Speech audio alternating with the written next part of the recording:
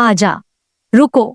स्नेहा आखिरकार मानने वाली है अपनी माँ की बात और सिद्धू के हाथों से भरवाएगी अपनी मांग।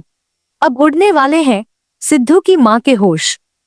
जी हाँ दोस्तों, सीरियल गंगा माई की बेटियां का आने वाला ट्रैक बेहद इंटरेस्टिंग और धमाकेदार होने वाला है।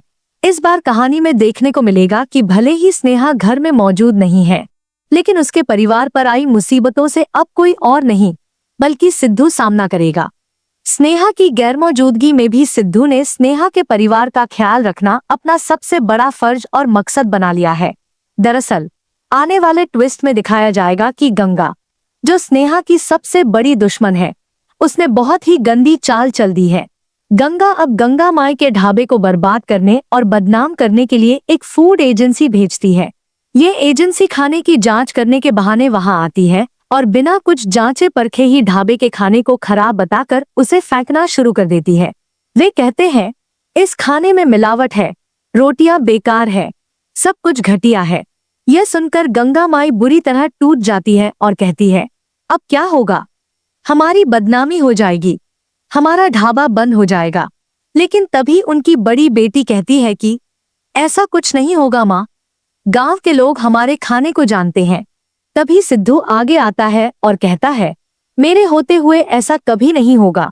वो उन एजेंसी वालों से भिड़ जाता है और आखिर में वही लोग सिद्धू के पैरों में गिरकर माफी मांगते हैं। वे कहते हैं कि गंगा माई का ढाबा बिल्कुल सही है और खाना बेहतरीन है।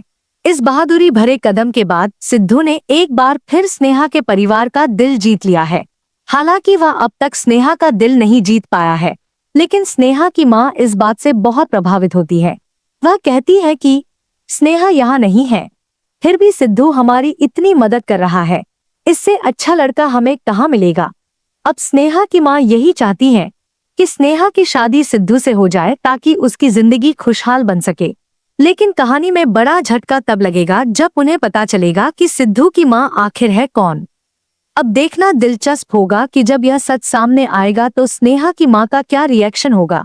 क्या स्नेहा अपनी माँ की बात मानकर सिद्धू से शादी करेगी या फिर कोई नया तूफान खड़ा हो जाएगा।